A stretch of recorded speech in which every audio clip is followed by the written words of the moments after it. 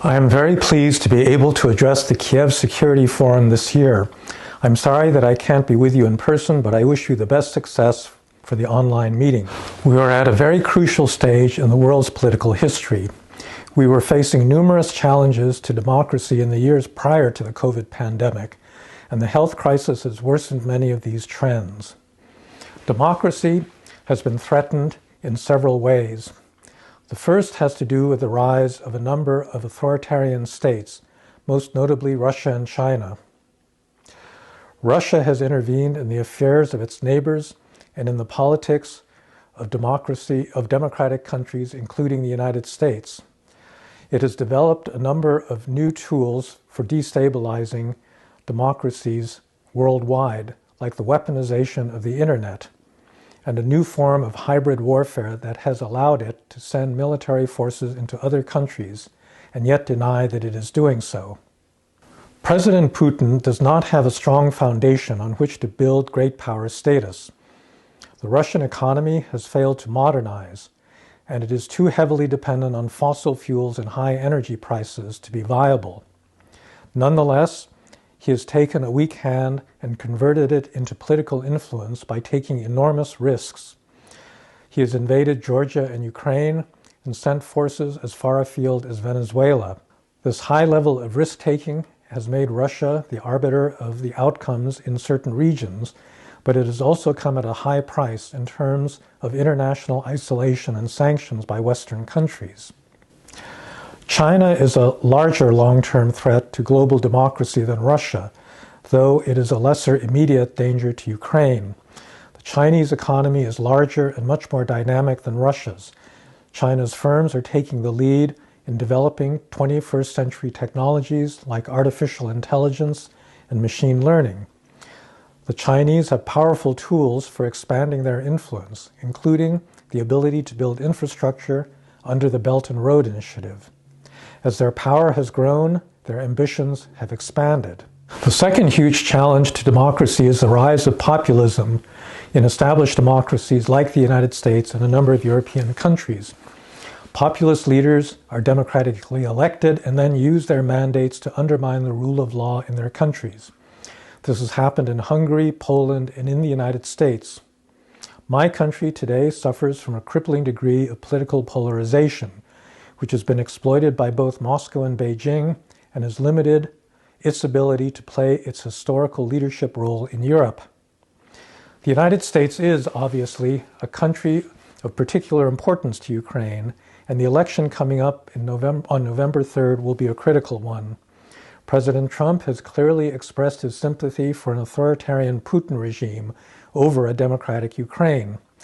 Up to now, he has not been able to act on this preference by, for example, lifting sanctions on Russia, but this will likely change if he is re-elected.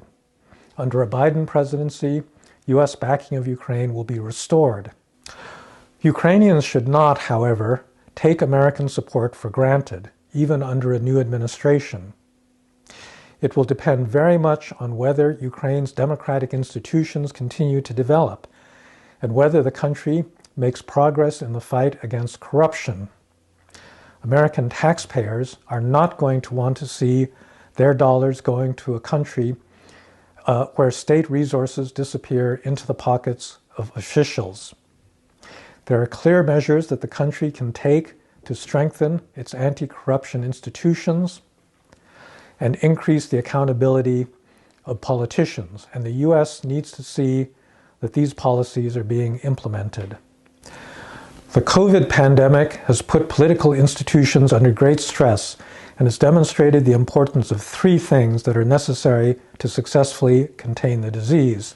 The first is having sufficient state capacity to deal with health emergencies. This means having adequate numbers of doctors, nurses, and other frontline medical workers, facilities, and the resources to back them. The second factor is an intangible one, which is social trust. This means trust between citizens and trust that citizens have for their government. If trust does not exist, then citizens will not voluntarily take the kinds of health measures like quarantines and social distancing, necessary to contain the disease. The final factor, the third one, has to do with the right kind of political leadership. In a pandemic, bad decisions by individual leaders have led to disastrous results. In particular, populist leaders often perform poorly in pandemics because they do not want to be associated with bad news, and they fail to take seriously the threats that emerge to their role. Belarus may be an example of this. Alexander Lukashenko did not take the pandemic seriously and dispensed bad advice in its early days for how to fight it. In the case of a pandemic, the cause and effect relationship between bad leadership and bad outcomes becomes quickly evident, and that may have served as a trigger for the massive protests against his dictatorship that have emerged in recent weeks. The protests in Belarus show that no one wants to live under a stagnant dictatorship. It shows that the spirit of 1989 or of 1991 is not dead yet, and that popular mobilizations will continue. The major worry about Belarus is, of course, Russia. For President Putin, the protests there constitute an existential threat to his regime. He knows that they could emerge in Russia at any point and lead to his overthrow. For that reason, he cannot allow them to succeed and is using every resource at his disposal to stop them. I have been to Ukraine many times in the past few years and regret that I am not able to visit now. I do this because I believe that Ukraine is a key country in the global geopolitics today and for the future of democracy around the world. If Ukraine does not succeed in building democratic institutions and in dealing with corruption, then few other countries in the region will be able to succeed either.